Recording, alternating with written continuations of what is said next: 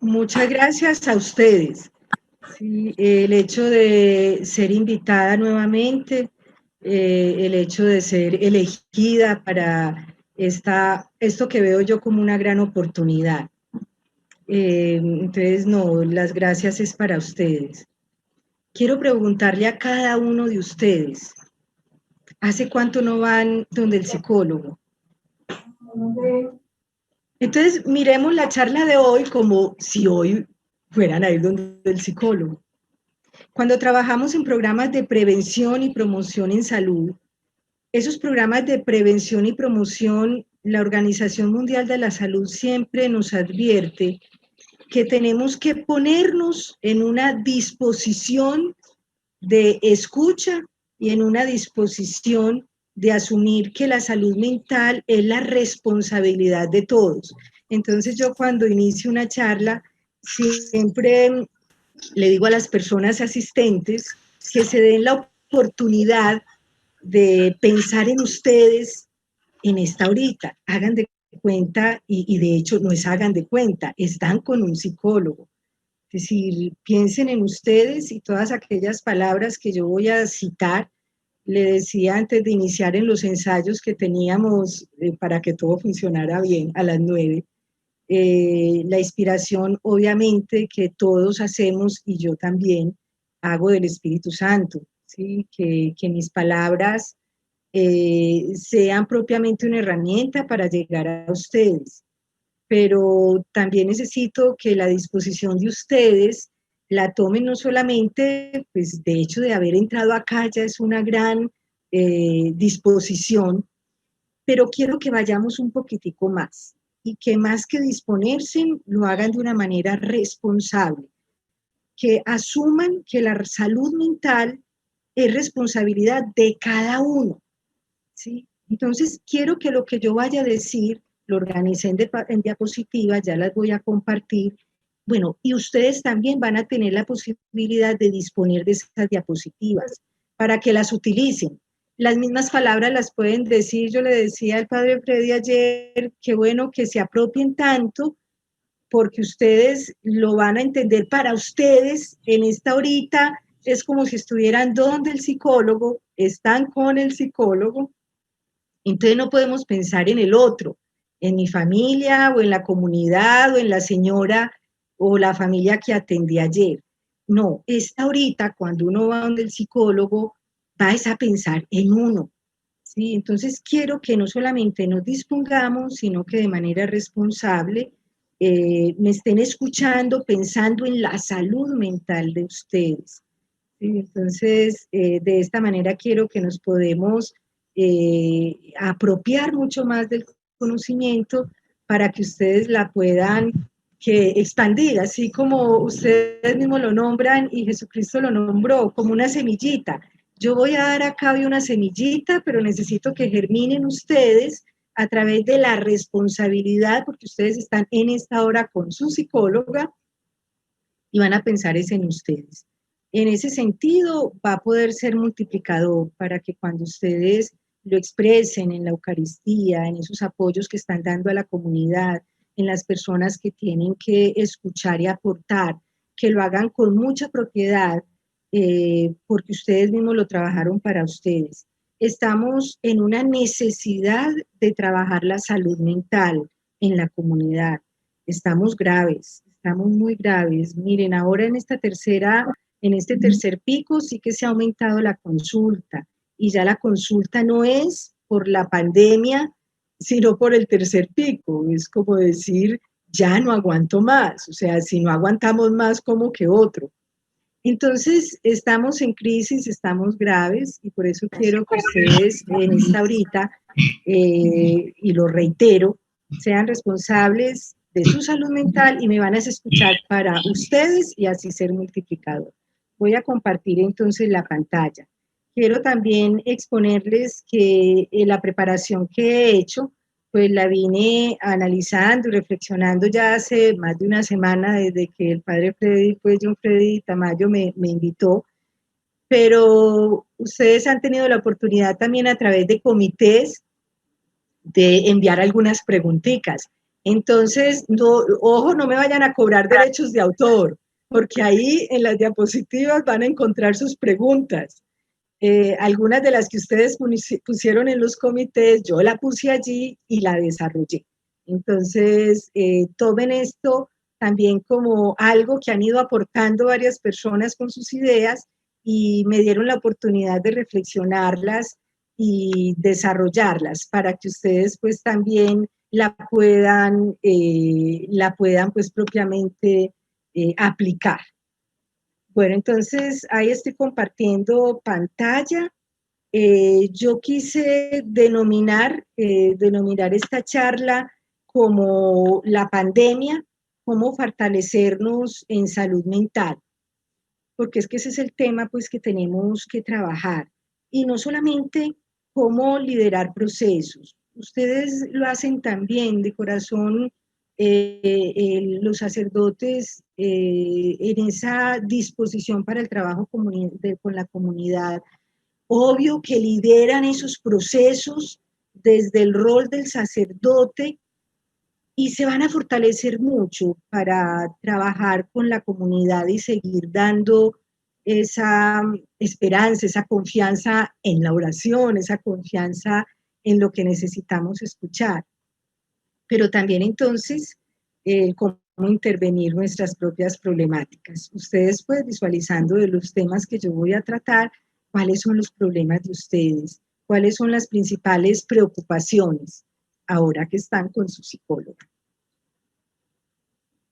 Yo últimamente con mis pacientes que vienen agobiados o aquellos que ya les di de alta, que han vuelto, y en esta charla en especial, quiero que pensemos en qué hemos aprendido, ¿sí? Porque cada uno ha tenido sus experiencias y hemos aprendido, es decir, no estamos empezando de cero.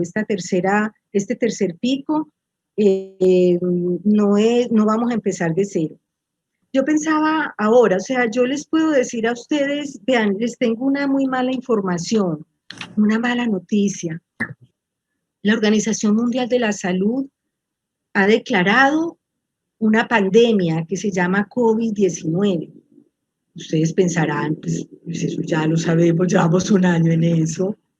Es decir, aquello que ni nos imaginamos, ya lo hemos aprendido, ya llevamos un año aprendido. Por lo tanto, si yo les tomo esto como una nueva noticia, ustedes lo van a ver como no, eso ya lo dominamos, ya llevamos más de un año. Es decir, el ser humano aprende porque aprende. Y lo que necesitamos es también, no solamente a través de la conferencia, de lo que nos dice la psicología, sino también en esta exploración de nuestras potencialidades, de los aprendizajes que hemos tenido pues, por la comunidad, por mismas experiencias, por las experiencias de otros, que hemos aprendido y volverlas a aplicar. Entonces, no estamos partiendo de cero. Eso es un asunto que necesito que lo comprendamos porque es un mensaje también esperanzador para ustedes y para la comunidad que atienden. No estamos partiendo de cero y el ser humano y la comunidad tiene sus propios recursos. De pronto yo los voy a nombrar organizaditos, pero ustedes van a ver que son propios. La humanidad, el ser humano como tal, venimos dotados de procesos psíquicos para adaptarnos a condiciones que sean adversas. Entonces, es escucharnos, nosotros mismos meditar, yo que he aprendido eso, yo incluso estoy enseñándolo, entonces como que tengan ustedes esa confianza en ustedes mismos. Bueno, ya nombraron mis títulos, yo a la vez de nombrar mis títulos, quiero decirles ahora quién soy o en qué estoy. Yo llevo ya 3 meses jubilada, yo les decía incluso a Freddy, yo ya no estoy en la universidad y bueno, me jubilé de la Universidad de San Buenaventura, mi amada universidad, y desde la jubilación pues sigo trabajando con la clínica, pero una de las labores más lindas que me ha enseñado hace mucho es el que soy cuidadora. Entonces siempre en mis presentaciones ya no solamente me nombro como la psicóloga, sino también la cuidadora de mi madre, que va a cumplir 98 años. Y con ella he aprendido cantidad de lecciones, muchas lecciones, sobre todo porque en la pandemia ella ha tenido pues afectaciones de salud, ahora presenta frecuentemente isquemias transitorias y es aprender a través de ella, es verme cada vez más fortalecida, es saber que este rol de por sí fui elegida para hacerlo y lo estoy haciendo de la mejor manera y mucho más ahora que estoy jubilada. Antes me tensionaba una reunión, un comité en la universidad, ahora me puedo disponer más tranquilamente con ella. Entonces, dentro de las lecciones aprendidas, algunas de ellas las voy a referir acá, sobre todo esa sensibilidad que vamos tomando con estas experiencias que son propias y creo que cada uno de ustedes también la tiene. Con este año, con quién se han acercado más, a quién han ayudado y también a quién han ayudado a partir. Y por otro lado, ¿quién nos ha ayudado? ¿Quién ha estado allí pendiente de nosotros? Y también en las crisis o en la enfermedad o porque el que haya contraído el virus, recordar qué personas les asistieron y también qué aprendimos de esta experiencia y de estas personas.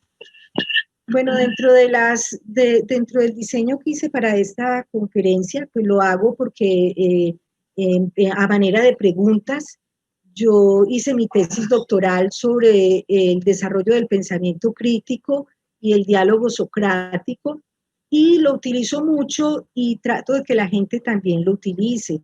Y acá también lo voy a nombrar varias veces.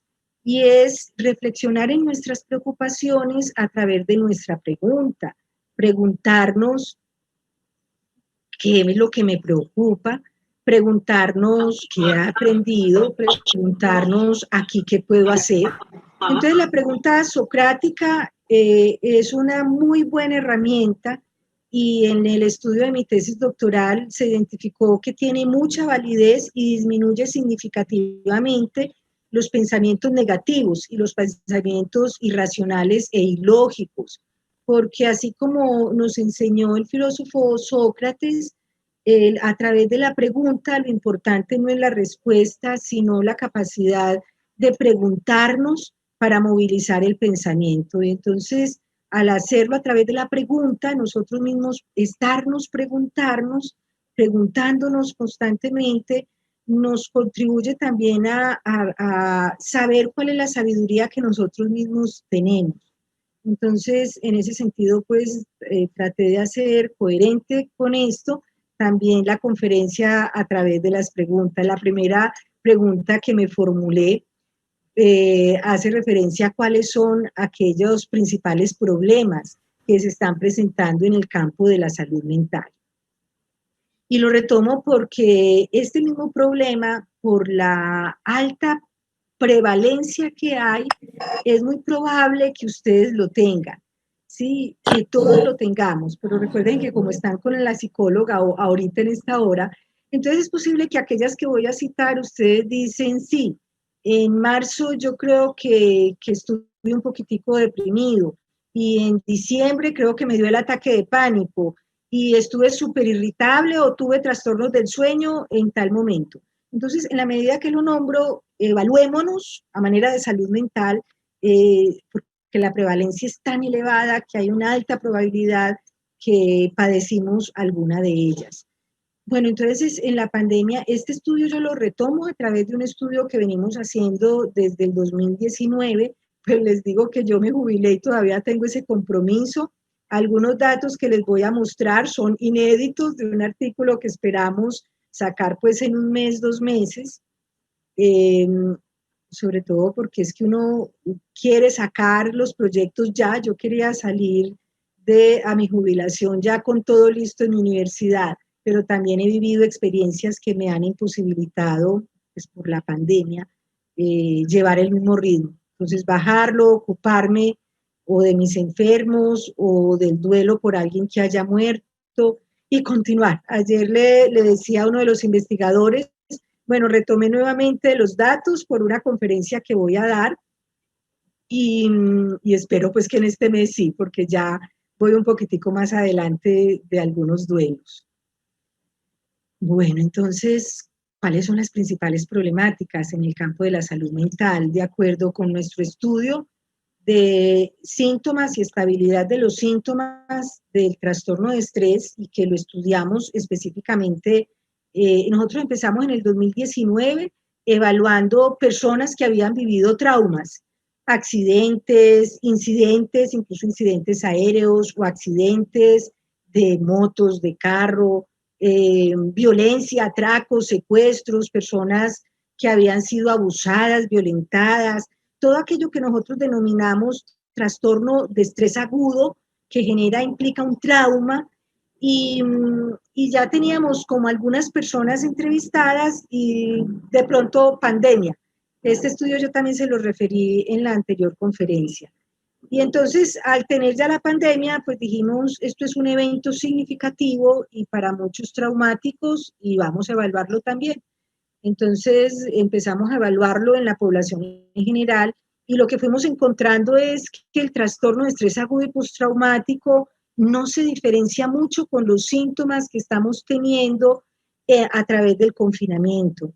Sí, se generan muchos síntomas muy similares, posiblemente dependiendo, y ahora de los picos, se incrementan fuertemente.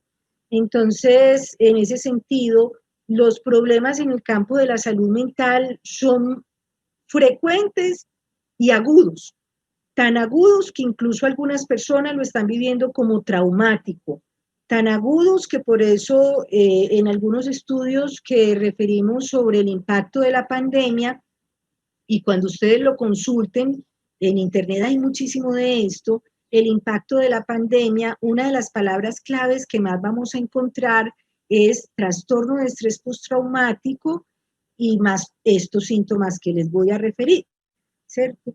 Dentro de los trastornos más frecuentes está la depresión, la ansiedad, los trastornos del sueño, la irritabilidad y las adicciones. Me voy a permitir hablar de una por una para que ustedes exploren, ustedes sacerdotes, exploren cómo están estos indicadores en salud mental en ustedes. Veamos la depresión. En este año de pandemia es revisar si he tenido momentos de tristeza prolongados, si he tenido dificultad para disfrutar de las cosas que anteriormente generaba placer.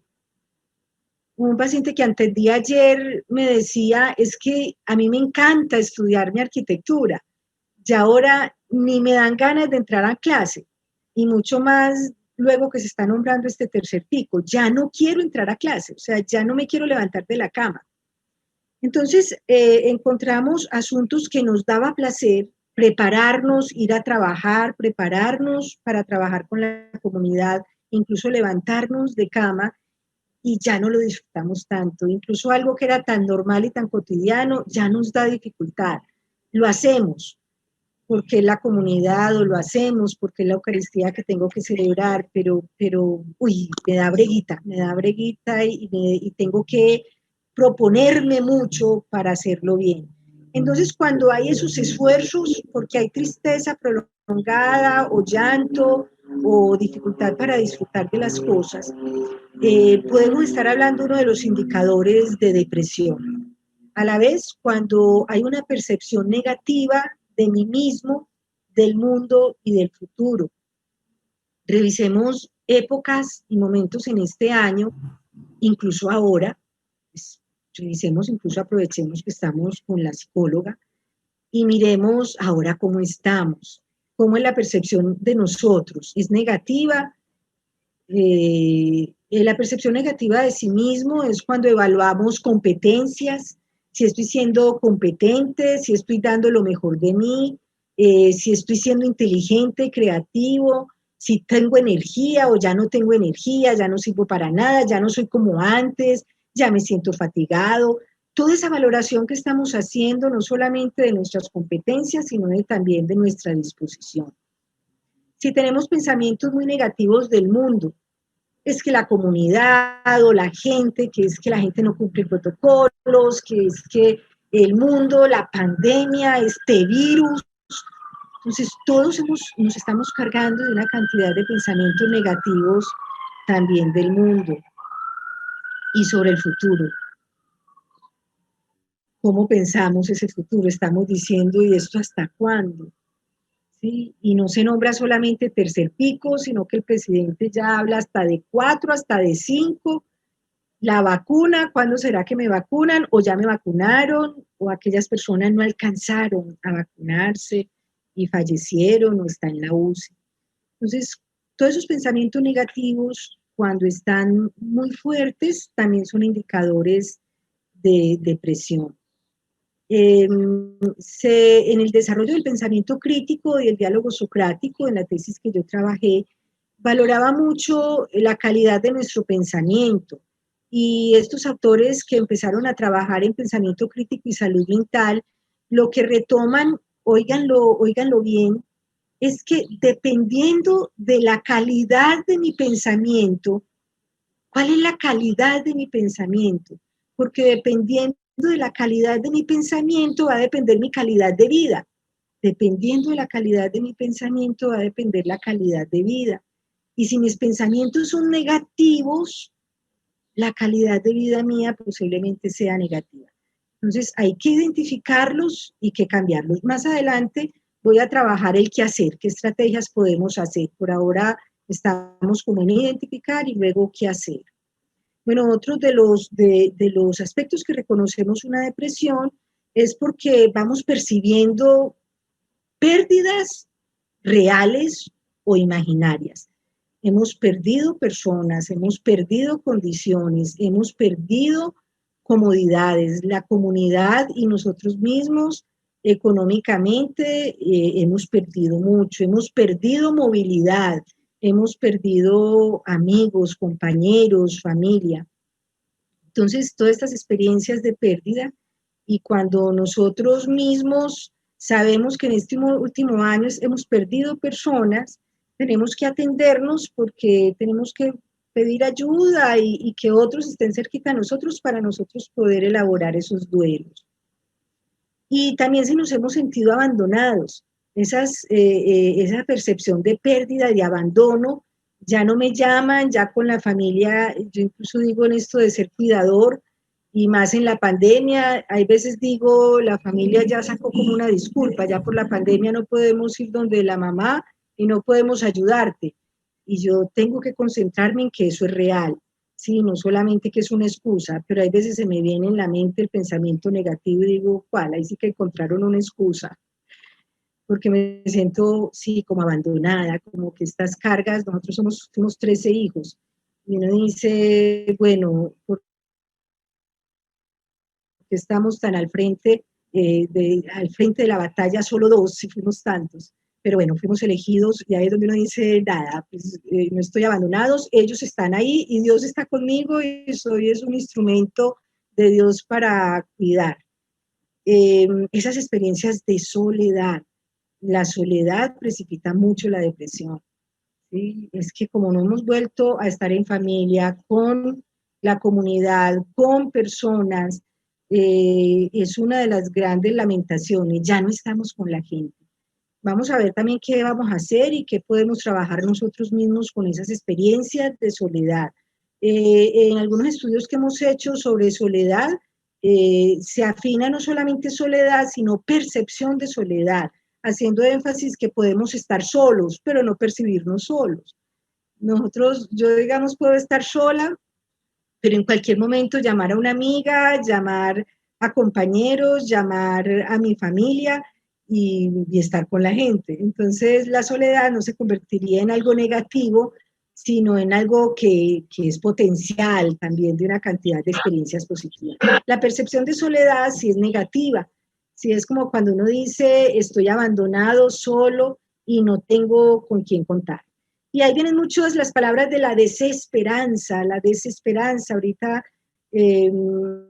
Monseñor Mauricio también lo nombraba y todo lo han ido nombrando. Yo he estado, pues por mi mamá le decía a Freddy, en el día, sobre todo los fines de semana, me escucho muchas eucaristías porque ella se sienta muy bien y yo veo que se me activa un poquitico. Y me encanta escuchar en cada una de las misas cómo nos están metiendo la esperanza, porque es que las personas en la comunidad estamos muy desesperanzados y eso impacta sobre todo en síntomas de depresión. Y la pérdida de control, ¿cierto? No depende de nosotros. Muchas personas están diciendo, me cuidé, me protegí, no me quitaba el tapaboca, no me quitaba y me dio, ¿cierto? Entonces, como esa pérdida de control, como esa pérdida, y tenemos que ganar esperanza y saber de que no, de que los protocolos, si se hacen bien, claro que sí nos protegen. Bueno, esos serían los síntomas de depresión. La pregunta sería, pues, ¿hemos los hemos tenido alguno de estos aspectos, posiblemente, como les digo, por el índice de la prevalencia, nuestra respuesta es afirmativa, sí, y más adelante vamos a ver qué hacer. Otro de los indicadores más fuertes son los síntomas de ansiedad, palabras claves en la Eucaristía. Le decía a Freddy que le escuché la Eucaristía del domingo, y muchos de los que escuché también de el Papa, muchos nos hablan de esto, ¿cierto? Podemos sentir miedo, temor, pánico, nervios, estrés, y nada, tenemos que salir adelante y tenemos que acompañar a la gente y tenemos que saber que necesitamos hacer presencia y también buscar que el otro nos acompañe, porque posiblemente todas estas experiencias llevan a que sintamos muy agobiados. La activación básicamente es del sistema nervioso autónomo, manifiesto en taquicardias, sudoración, palpitaciones, sensación de angustia, y es todo lo que podríamos decir que está en el área torácica. Las personas se quejan del corazón, dificultad para respirar, como que me ahogo, como que he tenido dolores abdominales o dificultad en la espalda, o no me sostengo, o el desaliento, la sensación, incluso dificultad en tragar. Todo esto es una activación del sistema nervioso autónomo y puede generar otro tipo de problemáticas como alteración del sueño y otros estados. Bueno, aquí las percepciones son más y las valoraciones que hacen más las personas de la situación es como estados de amenazantes y peligrosos. Y lo vivimos a diario en esta pandemia. Sí, es que si salgo de pronto me van a contagiar. Si salgo, si hago las vueltas o si de pronto estoy en contacto con la comunidad y percibimos la amenaza mucho más elevado. Claro que la amenaza está, pero tenemos también la estrategia para protegernos. Y si tenemos el distanciamiento, el lavado de manos, el tapabocas, lógico que estamos protegidos y estamos haciendo lo mejor para vencer y para enfrentar esa amenaza. La percepción también de peligro, ¿sí? Cuando identificamos no solamente una amenaza, sino también que algo es peligroso y que podemos incluso estar en riesgo de morir. Y todo esto es la pandemia, ¿cierto? Asuntos, ya no es solamente, bueno, la pandemia y las consecuencias. Hemos visto el incremento también en la violencia, el incremento en el robo, en el incremento por la pobreza, en todo lo que es propiamente estar amenazados en nuestra seguridad. Les lanzábamos una pregunta y los padres lo pasaron sobre la preocupación. Sí, yo estaba muy interesada y le dije la semana pasada, Freddy, qué bueno que cada quien antes de llegar a esta charla se pregunte qué es lo que más me está preocupando, porque la preocupación es uno de los indicadores de ansiedad también que más estamos presentando. ¿Qué me preocupa? ¿Me preocupa enfermarme o enfermar a otros? ¿O me preocupa el estado financiero? ¿Me preocupa mi movilidad? ¿Me preocupa que después que tuve el COVID he estado con problemas de memoria? ¿Me preocupa que después del COVID yo ya no tengo ganas de vivir, o me preocupa el que no tenga alientos, energía? ¿Qué me está preocupando? ¿Me preocupa mi comunidad, mi familia? Es decir, todas esas preocupaciones tenemos casi que citarlas y tenerlas allí muy pendientes, porque la preocupación funciona como un aspecto negativo silencioso. Nos sentimos como bajitos de ánimo, nos sentimos como agobiados, pero no sabemos por qué. Pero cuando copiamos las preocupaciones, ya sí caemos en cuenta de que, claro, de que es que he estado pensando mucho en esta situación. Con mis pacientes les cito mucho y les pongo a que entre citas me tienen que enviar por el WhatsApp. Yo les digo, no les voy a responder pero a manera de práctica me tienen que ir enviando qué pillaron sobre sus preocupaciones. Me pillé y no había caído en cuenta de que me da mucha vuelta y estoy muy preocupado porque, bueno, ¿y por qué? Voy a contagiarme, contagiaron, no puedo morir o no tengo todo resuelto. Entonces, concretarla, porque cuando concretamos la preocupación ya sabemos qué podemos hacer. Bueno, y la ansiedad genera otro de los indicadores que es la evitación. Y el confinamiento, pues básicamente es una recomendación para evitar, evite lugares, no salga mientras no tiene que salir. Y la recomendación que hago yo en cuanto a salud mental es identifiquemos esa evitación, cuándo es real y cuándo es irracional. Porque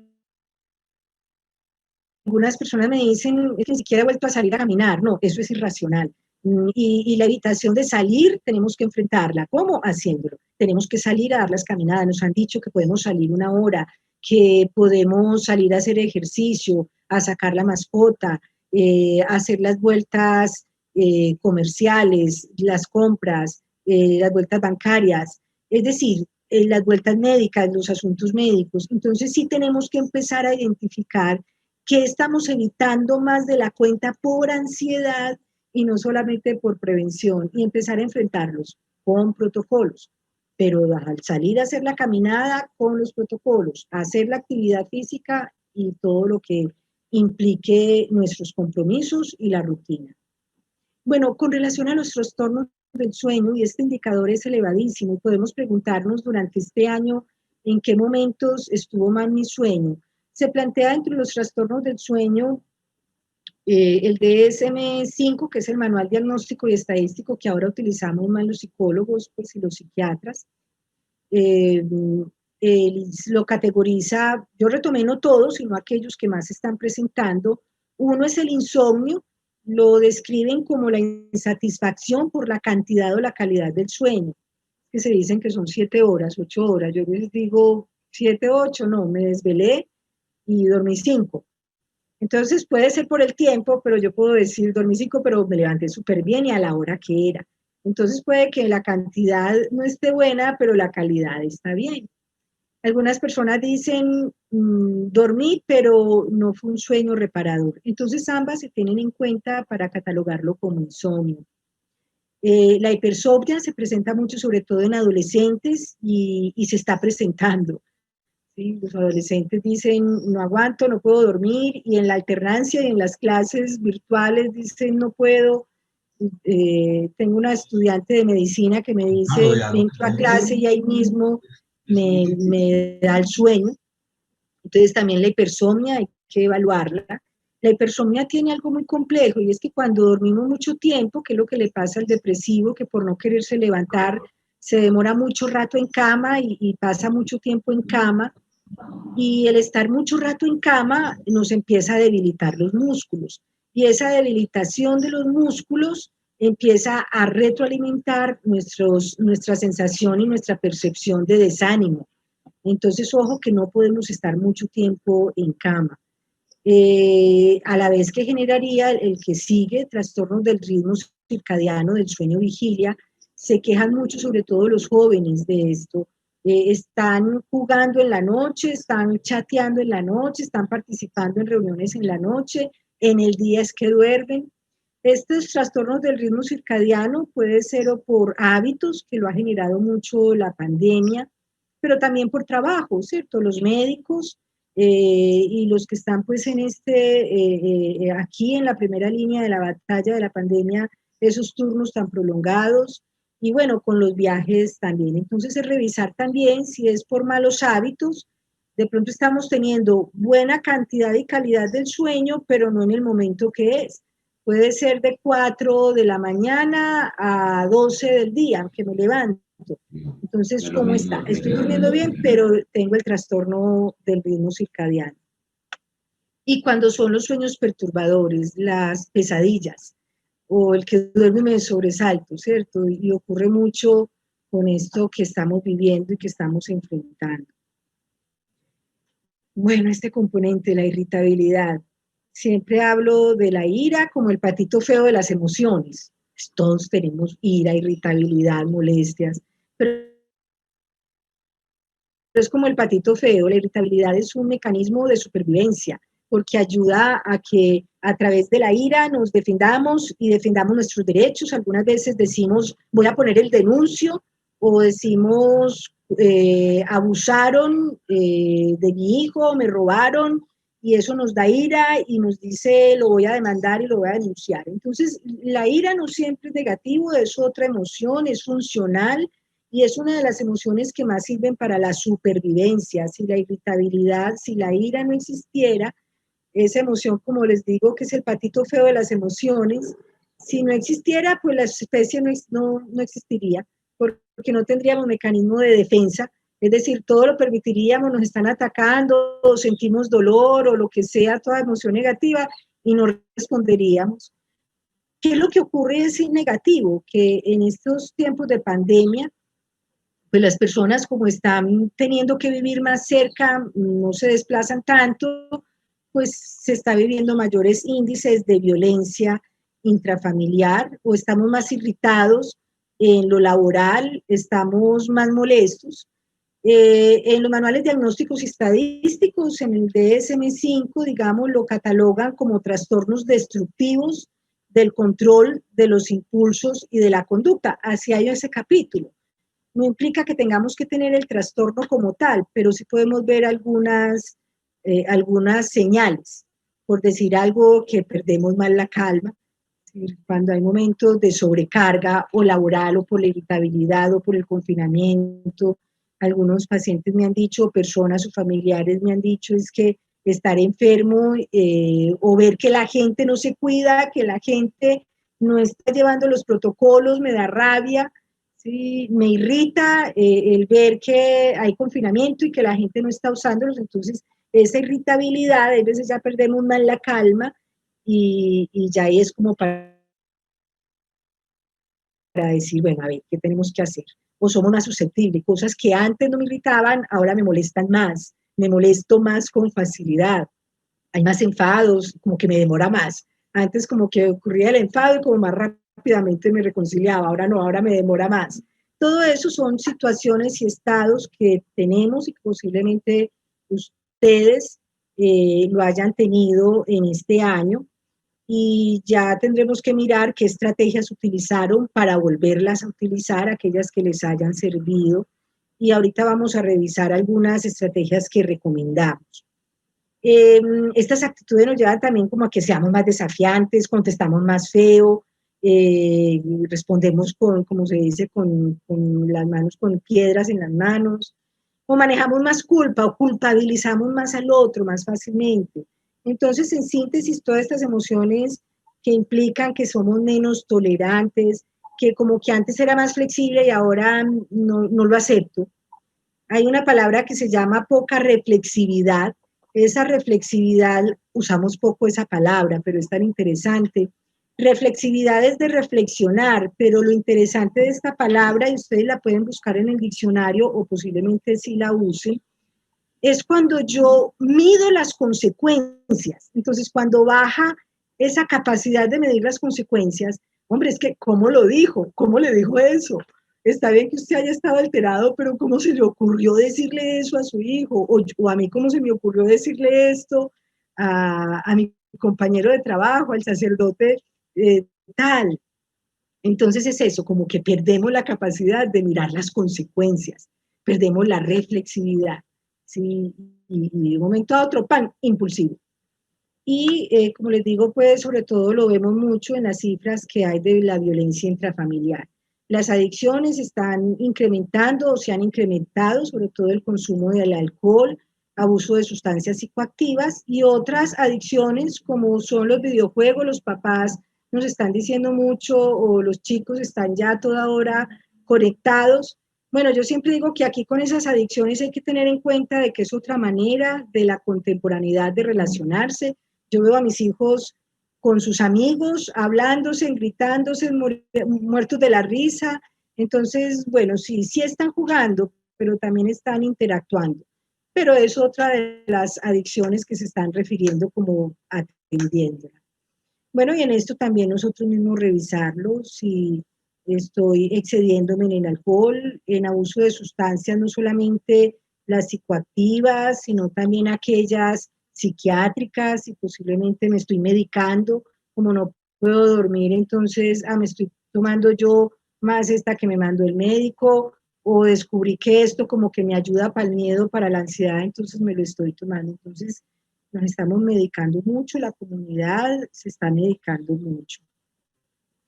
Bueno, otra de las preguntas que me hice, que es la segunda, es ¿cuánto tiempo dura? Sí, estos síntomas, la estabilidad de los síntomas, las manifestaciones emocionales, ¿cuánto nos dura? Eh, de eso también trató nuestro estudio. Ahí les voy a pasar una gráfica que es inédita. Esa me la pasó pues hace poquito el metodólogo para incluirle en nuestro artículo científico de síntomas y estabilidad de los síntomas, porque es que es muy interesante cuando vemos el trauma y el estrés postraumático, que hay síntomas que son muy fuertes al principio, pero van desapareciendo y otros que con el tiempo aparecen. Por ejemplo, la pesadilla muy frecuentemente no aparece ahí mismo, de un evento traumático, pero se aparece como al mes o a los 2 meses. Entonces eso nos llamó la atención. Estos síntomas, cuáles aparecen ahí mismo, cuáles van desapareciendo. Y miren lo interesante, hay unos estudios sobre las crisis que nos dicen que las crisis, bien o mal, se recuperan a los 2 meses. Y estas investigaciones también citan mucho las lecciones físicas, cuando nosotros nos quebramos un brazo, cualquier lección ósea, nuestro sistema óseo, nuestro sistema físico, miren que se recupera a los 2 meses, bien o mal. Si no le pusieron el yeso, él mismo se solda, de pronto desviado, pero a los 2 meses ya se recupera. Qué cosa tan linda. Es decir, las crisis, por más fuertes que sean, de estas salimos. Que es el tercer pico, sí, de pronto volvemos a recaer un poquitico, pero nos estabilizamos y mucho más cuando atendemos y recordamos o hacemos más conscientes las lecciones aprendidas, qué hemos aprendido de esta experiencia o de experiencias de niño, experiencias en las cuales ha habido adversidad. Ahorita voy a hablar de la resiliencia, que son esas estrategias que nosotros hemos tenido personalmente frente a aquellas condiciones traumáticas. Entonces, miren qué interesante, miren esta gráfica. Nosotros, en nuestro estudio, estas son la lista de 13 síntomas que evaluamos en las personas. Hicimos un sondeo de cómo se comportaban en 6 meses. Estos primeros números que hay abajo miden por semanas, primera semana, segunda semana, tercera semana y cuarta semana, porque los trastornos por estrés agudos se catalogan sobre todo, o es muy importante tener en cuenta el primer mes. Es decir, que a las personas en el primer mes de cualquier angustia, de cualquier trauma que hayan vivido, tenemos que estar muy cerquita de ellos, ¿sí? Y el evento de trastorno de estrés postraumático se cita después de 6 meses. Entonces, para hablar de trastorno de estrés agudo, se hace la evaluación después de 3 días y durante un mes, y después de un mes, cuando el síntoma persiste, lo vamos a denominar ya estrés postraumático. Es decir, no vamos a llamar estrés postraumático si lleva 1 semana, 2 semanas, no. Vamos a preferir hablar de que está en un trastorno de estrés agudo. Pero si vemos que la persona ya lleva 2 semanas, 3 semanas, 4 semanas y todavía tiene la angustia, la pesadilla, la dificultad para dormir, el sobresalto exagerado, el que no es capaz de salir porque cree que van a volverme a atacar, o se me va a volver a caer, a venir la montaña encima, porque todo eso es traumático, todo esto son experiencias de la naturaleza, o soy un sobreviviente de una barca que naufragó y llevo un mes y no soy capaz de tener la calma, porque somos sobrevivientes. Entonces, cuando es un mes, lo evaluamos cada semana para estar atentos del trastorno de estrés agudo, como les digo, pero si pasa las 4 semanas, entonces ya hablamos de estrés postraumático y frecuentemente es hasta los 6 meses. Ya de los 6 meses después desciende. Miren la gráfica. Miren cómo se mantienen los síntomas, también como nos advierte la teoría, 2 meses. La primera semana es súper fuerte, Segunda semana también, miren cómo se va manteniendo tercera y cuarta semana, incluso el segundo mes, pero ya miren el tercer mes, cuarto mes, quinto mes, sexto mes, ya casi que estamos normalizados. Esto es muy importante que lo tengamos porque son como palabras también esperanzadoras. Los seres humanos estamos dotados de esas estrategias adaptativas y tenemos que confiar en esta maravilla de lo que somos, del que somos creados con una cantidad de dotes y dentro de estos dotes está el que nos adaptamos. Entonces, bien o mal, tranquilos, ¿qué nos va a pasar? Tercer pico, pero tranquilo. Otra vez estoy teniendo dificultades de dormir. Ay, es que otra vez estoy irritable, otra vez estoy triste, otra vez estoy con el pánico. Pero tengamos esperanza. Acompañémonos de las personas, vamos al psicólogo, acompañémonos del psiquiatra, pero va a pasar. Van a ver que en 2 mesecitos otra vez vamos a estar normal. Bueno, también porque las curvas de la pandemia, de esos picos tan elevados, van mermando y la vacuna va aumentando, entonces también nos ayuda. Entonces, estas son palabras esperanzadoras. Son palabras esperanzadoras que las obtenemos a través de la investigación y de la teoría. Bueno, una tercera pregunta que nos hicimos también en la investigación es, ¿los rasgos de personalidad influyen? Es decir, aquellas personas que son más nerviosas, más sismáticas, o de pronto porque soy más irritable o más agresivo, ¿eso influye? En nuestra investigación creíamos que sí. Nosotros decíamos, nada, es posible que las personas que son, nosotros en psicología hay un rasgo que se evalúa y con pruebas, es el rasgo del neuroticismo o del arousal o del nivel de ansiedad o el nivel de reactivación. Cuando ese nivel está más, y es un factor muy hereditario, pues de pronto podemos decir, es que mi mamá era muy nerviosa, entonces yo también, o mi papá era una persona muy nerviosa, o era un obsesivo con mucha angustia. Entonces son factores muy hereditarios. Bueno, y decíamos nosotros, posiblemente las personas que están viviendo estos eventos traumáticos y ya la pandemia, las personas que son más serenas, ¿será que lo enfrentan mejor? Y nos encontramos que no. Encontramos que los rasgos de personalidad no son variables significativas. Es decir, que sea calmado o sea nervioso, todos nos hemos angustiado en este año. Seamos muy relajados, muy positivos o muy negativos, todos hemos tenido nuestras crisis. Es decir, parecería ser que los rasgos de personalidad no son variables tan significativas y que lo más significativo tiene que ver el evento como tal. Es que se le cayó la casa, es un sobreviviente de un naufragio, es que el bus rodó por muchos metros abajo, o me atracaron y me enterraron un cuchillo. Es decir, todos esos eventos, soy sobreviviente de una moto, o el camión me arrastró, todas estas cosas tan angustiantes de las experiencias de los traumas, o me violaron. Uy, qué duro. Y es el evento como tal. Por eso en los diagnósticos, en el trastorno de estrés postraumático, en todos los trastornos por estrés, agudo y postraumático, el primer indicador es el evento. Usted experimentó un evento traumático. Y dentro de los eventos traumáticos están estos eventos de pandemia y de confinamiento. Entonces, como tal, el evento es traumático. Ahora, ¿qué es lo que se ha visto? ¿Cómo nos recuperamos? Tiene que ver tanto el evento, pero también la manera como nos autorregulamos los síntomas. Se ha identificado que cuando nos aparecen sus síntomas y nosotros decimos nada, hoy me voy a dar libre, hoy voy a decirle a este compañero que me tome la Eucaristía de las 3 y de las 6, porque he estado muy angustiado y necesito salir a tomar aire libre, necesito ir a hablar con esta persona que me da tanta paz, necesito ir a visitar a mi familia, necesito caminar, necesito meditar, hoy necesito más tiempo en la oración.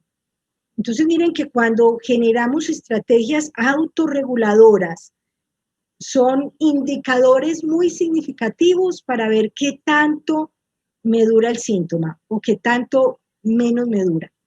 Ojo con eso. Entonces, a recuperarlo y ahorita lo voy a volver a citar. Bueno, ¿qué estrategias? Vamos a las estrategias. La cuarta pregunta, ¿qué estrategias podemos utilizar entonces para enfrentar los síntomas? Empecé con el síntoma de la depresión. Listo, en el año es muy posible que haya tenido alguna vez algún síntoma de los que nombrábamos de la depresión. ¿Qué se puede hacer? Bueno, en primer lugar, interacción familiar, social, profesional. Ustedes como sacerdotes, el grupo profesional, ahí lo nombramos los psicólogos como grupo social. Acudir donde el sacerdote, acudir ustedes donde su sacerdote, donde su compañero de guía, acudir donde la familia, acudir a aquella persona que me ayuda. Acudir, pedir ayuda, pedir ayuda. Es que somos muy autosuficientes, ahorita lo voy a tomar más adelante. Y hay veces ese narcisismo no nos deja, y todos tenemos narcisismo, y mucho más como cuando somos tan líderes de conocimiento, líderes en nuestra comunidad, nos da mucha dificultad pedir ayuda. Entonces hay que pedirla y hay que compartir, no solamente por pedir ayuda, sino por, uy, hace cuánto no hablo con esta persona. El mantener la rutina, ¿sí? El tratar de que si tengo que dar esta Eucaristía, lo hago, tengo este compromiso con la comunidad, lo hago, tratemos de no evitar. No pongamos la toma de decisiones que dependa de nuestro estado de ánimo. Como estoy bien, me conecto. Como estoy mal, no me conecto. Como estoy bien, asisto a esta capacitación. Como no estoy bien, no lo hago. Como estoy bien, asisto. Como no estoy bien, no lo hago. A nivel laboral, a nivel académico, a nivel familiar, los compromisos, las reuniones. No pongamos, que no dependa la toma de decisión de lo que tenemos que hacer, que no dependa de nuestro estado de ánimo. Yo le digo a los pacientes, bien o mal lo tenemos que hacer. Así sea arrastrado. Le decimos a la familia, arrástreme de la cama, pero póngame a comer en el comedor, no en la cama. O sáqueme a dar una vuelta, o lléveme a las citas. Bueno, yo estoy promoviendo mucho las citas presenciales, no solo las virtuales, sino también presenciales. A los depresivos los estoy poniendo a que vayan a la consulta. Yo tengo todos los protocolos, y no solamente uso la mascarilla, el tapabocas, sino la máscara. Hago desinfección, el que llegó, cuando salga, hago desinfección antes de que me llegue el nuevo paciente.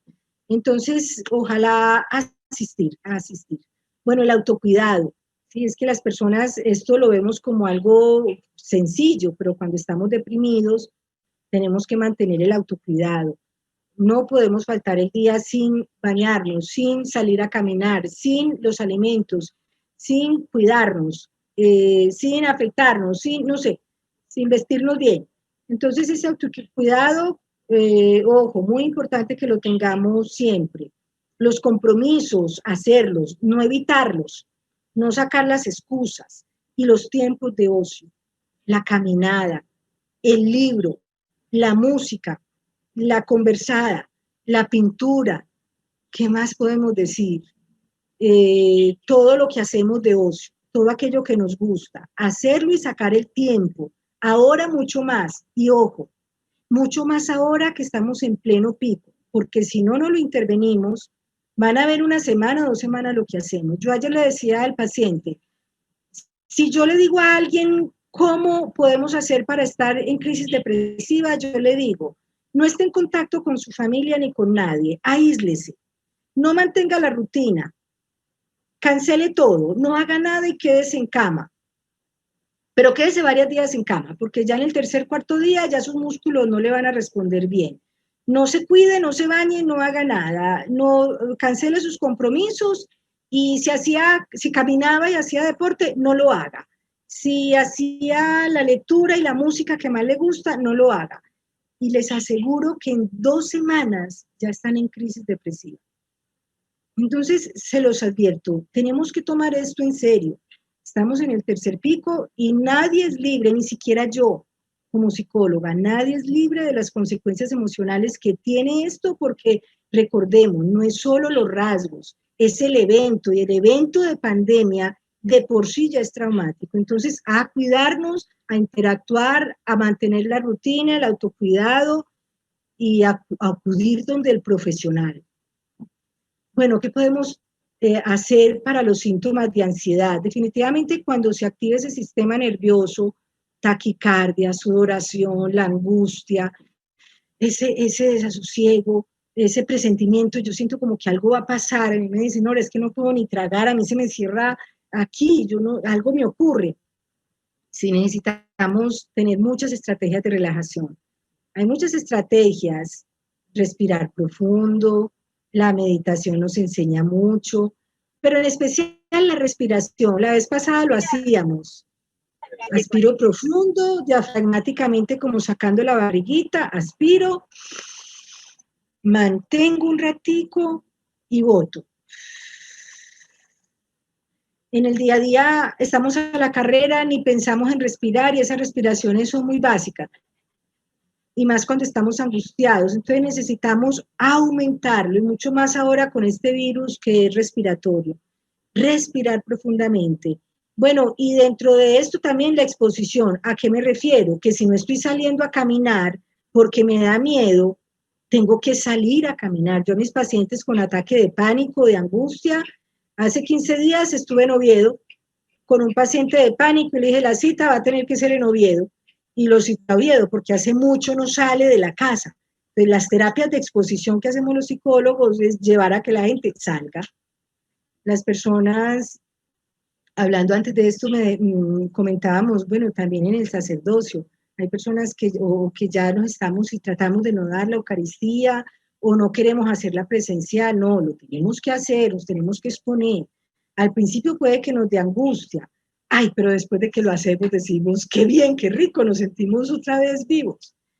Yo cuando volví a la consulta, después del confinamiento, dije yo, qué rico volver a atender pacientes presenciales, qué bueno volver a salir con tapabocas, con todos los protocolos, distanciamiento, pero hacer.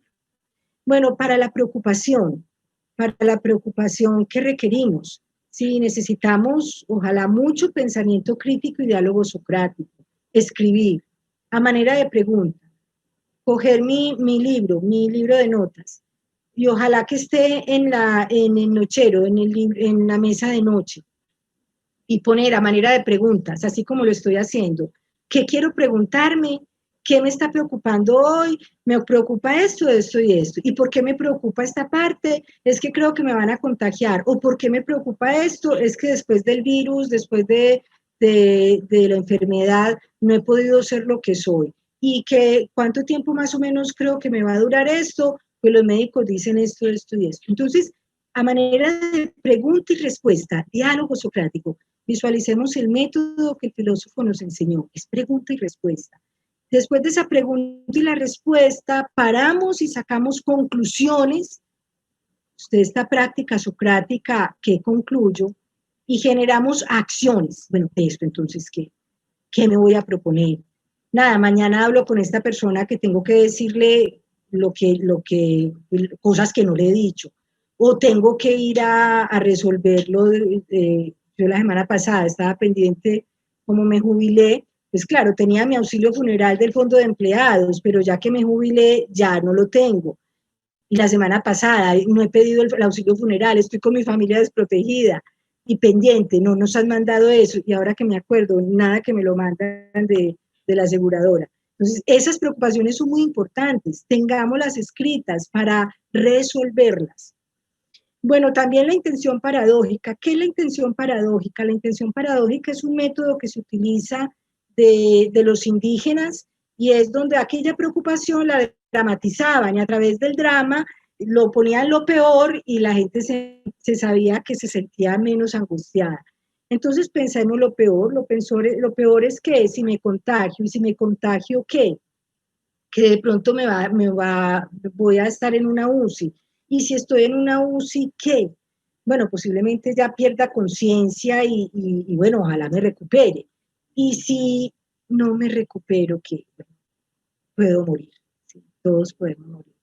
¿Y qué quiero en caso de que muera? No, quiero entonces resolver esto antes que no lo resuelva. Entonces, esa intención paradójica, llevar todo a lo peor, llevar a todo lo peor, es que tengo que hablar con alguien sobre el problema que tenemos, pero ¿y si se enoja conmigo?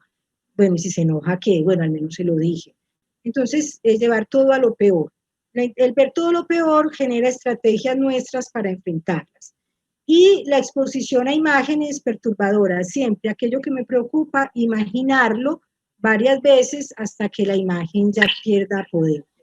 Bueno, ¿cómo podemos? Bueno, otra de las cosas que yo hablo es para la evitación, definitivamente la exposición, salir pero con protocolos. Salgamos, pero con todos los protocolos, pero tenemos que movilizarnos. La movilidad es un indicador de salud mental porque nos aporta la autonomía. Bueno, ¿qué hacemos para los problemas del sueño?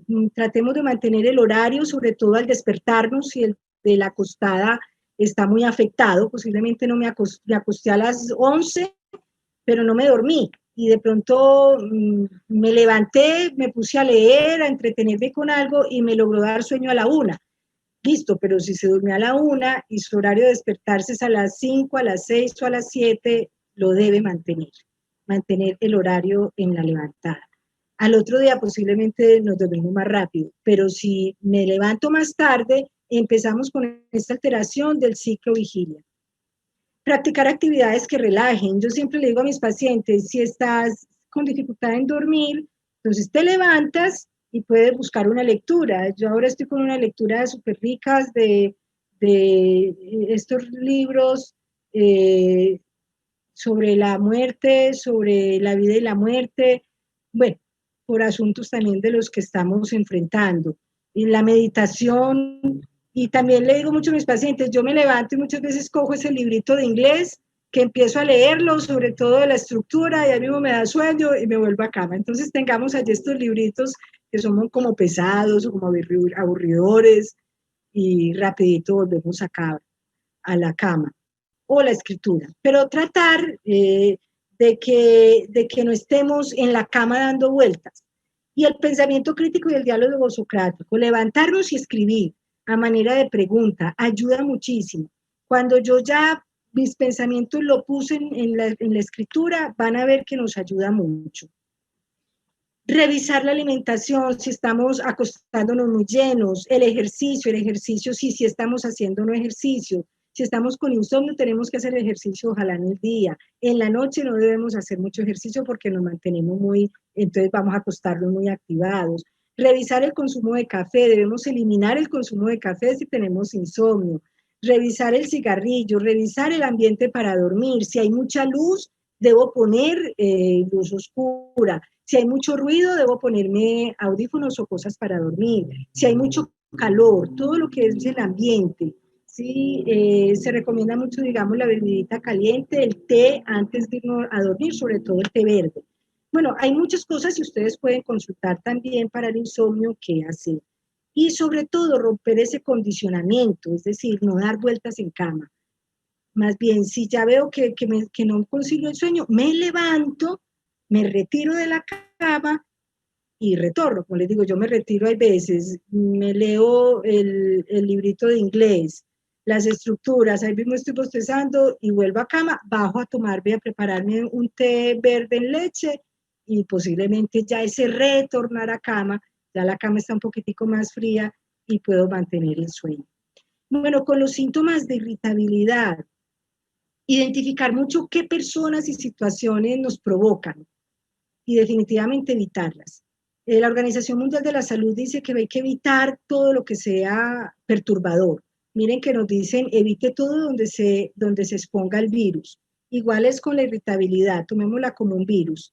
Si es aquella persona que me molesta o es aquella situación que me provoca, en la medida de lo posible evitémoslas. Pero si no lo podemos evitar, entonces prefiramos después de que nos hemos expuesto tener muchos momentos de soledad.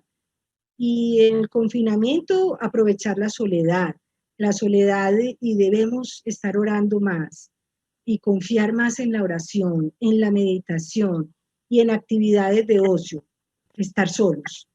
Y si no podemos evitar y estamos en una situación que se está tornando ya violenta, irritable, y yo ya me estoy sintiendo que se me está subiendo la sangre, entonces debo evitar escapar. Sí, posiblemente aún no estoy con ira, entonces evitar provocación, alguien me está gritando, alguien me está maltratando, alguien me está provocando, y yo simplemente digo, bueno, hablamos mañana. Esta reunión se está tornando difícil, mejor continuemos la mañana. evitar. Aún no estamos irritados, comprender que el problema se está volviendo grande y escapar. Pero si ya yo estoy irritado, ya estoy diciendo malas palabras o yo ya estoy enojado, entonces debo hacer visualizar el semáforo en rojo. Cuando el semáforo está en rojo, ¿qué nos dice? Pare. Si seguimos, vamos a herir. Si seguimos, vamos a ser perturbadores, somos nosotros. Si seguimos, vamos a ser violentos nosotros y nosotros somos los peligrosos para el otro. Entonces debemos parar, voltear y decir, me molesté. Respirar profundamente, respirar. Hay personas, en el sentido común están muchas estrategias. Tome agüita, cuente hasta 10, autorregúlese, báñese. Yo muchas veces salgo a caminar, salgo de mi casa veces furiosa con mis hijos, voy a dar una caminadita y de regreso entro a la panadería, les compro unos pasitos y cuando llego les digo, aquí les dejo panes calientes. Se los digo como un poquitico así todavía con rabiecita, pero ya a la llegada estoy ya más tranquila. Bueno, ¿cómo evitar ese cansancio desde lo humano? Esta es una de las preguntas que salieron de ustedes mismos. Como les digo, respétenme en derechos, perdónenme en los derechos de autor, pero esta fue una de las que me dijo pues Freddy que salía. Esta me pareció genial porque es que nos lleva al concepto del síndrome del burnout. El síndrome de burnout es muy estudiado en la psicología como el síndrome de estar quemados. Y están quemados los médicos en este momento, están quemados ustedes en este momento, están agotados físicamente, mentalmente y emocionalmente por la alta carga laboral, porque la comunidad cada vez pide más, porque hay sufrimiento, hay angustia. Entonces ese sentimiento de estar agotados, de estar desilusionados, desmotivados, nos lleva a este cansancio que estamos teniendo. Y necesitamos pedir ayuda, reconocer que tenemos un problema, reconocer que es que esta fatiga está elevada y necesitamos un tiempecito, el relevo, pedir ayuda, ¿sí? Para no caer en depresión. Igual, mucha oración, ustedes más lo saben y lo tienen que recomendar más, esa oración, ese contacto con Dios. Esto lo saqué de unos libros que consulté ayer y les pueden servir mucho a ustedes. El burnout en el sacerdocio. Hay muchos libros, sobre todo españoles, mexicanos, también encontré otros. Y nombran algo tan lindo y es esa fraternidad sacerdotal. La nombran en esos libros. Y ponerse en manos de especialistas. Bueno, otra de las preguntas. Entonces es el momento en el cual tenemos que ser más guapos. ¿Será que hoy nos toca ser más guapos que nunca y que nadie? Esa fue fabulosa. Esa pues me la copié aquí, pero es de ustedes. ¿Qué hay que hacer? Sí. La ciencia, la psicología habla de la resiliencia. Pues sí, señores, sí, sacerdotes, sí, padres, ahora sí que más que nunca tenemos que ser más guapos que nunca y más guapos que nadie. Y vamos a buscar esa resiliencia, como lo nombraba, esas lecciones que hemos aprendido y para adelante y mucho más en estas 2-3 semanas que vienen. Necesitamos incrementar la tolerancia y liderar procesos, respirar más, tomar más agua, meditar, porque sí que nos necesita esta sociedad. Retomar las lecciones aprendidas, superar de todas maneras los riesgos de esta autosuficiencia, porque cuando nos tenemos que ser más, tenemos que también saber que si necesitamos exigirnos más, entonces necesitamos contar más con otros, solicitar ayuda, solicitar compañía, solicitar compasión, ¿sí? Tenemos que retomar nuestro narcisismo. No pido ayuda, yo solo lo puedo hacer. Eso es una trampa emocional. Entonces, a pedir ayuda. Y esta última, ¿cómo lograrse sacerdotes verdaderamente humanos en tiempos de pandemia? Qué linda esta última salida de ustedes, cómo lograr ser sacerdotes verdaderamente humanos en tiempos de pandemia. Bueno, de esto la psicología y ustedes mismos lo tienen y lo dicen, ser muy sensibles, la sensibilidad, ser empáticos, pero para ser sensibles necesitamos conocer, comprender y dar esperanza. Me voy a detener un poquitico en cada una y el sentido de la impermanencia. En ser más sensible. Esto nos lo trabaja mucho la teoría de la mente, y ustedes pueden consultar mucho más esto de la teoría de la mente. La teoría de la mente lo que nos dice es que nosotros podemos percibir las expresiones emocionales de los otros. Miremoslos. El otro está agobiado, el otro no nos está mirando, el otro está cabizbajo. Tenemos que mirarlo, ¿sí? O escucharlo para sentirlo y saber de qué, y decirle, te noto mal. Y nosotros mismos, cuando nos han dicho, ¿sí? Entonces, es la capacidad de atribuir deseos, intenciones y creencias al otro. El otro está mal, o yo estoy mal, yo me estoy sintiendo bajito de ánimo. Y la empatía, que nos permite ponernos en el lugar de los otros. Nosotros hicimos ahí un estudio muy lindo sobre teoría de la mente con uno de los estudiantes del doctorado, y lo pueden consultar, Lotero y Londoño, en esa revisión de teoría de la mente.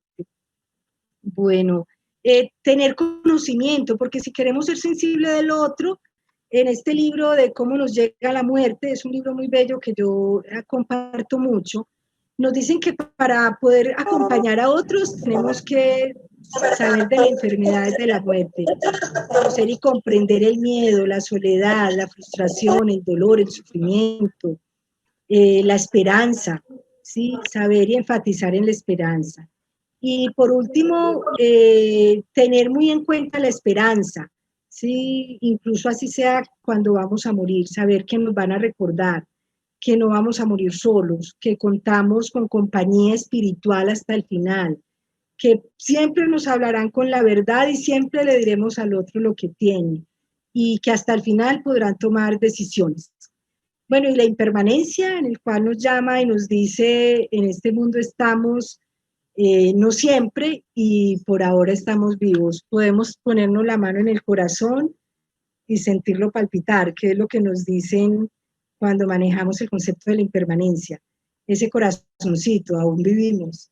Y desde que vivamos podemos hacer mucho, y podamos, y hagámoslo. Entonces es recordar que todavía tenemos vida, estamos vivos y podemos vivir mucho mejor. Bueno, eso era lo que tenía para comentarles, para compartir con ustedes.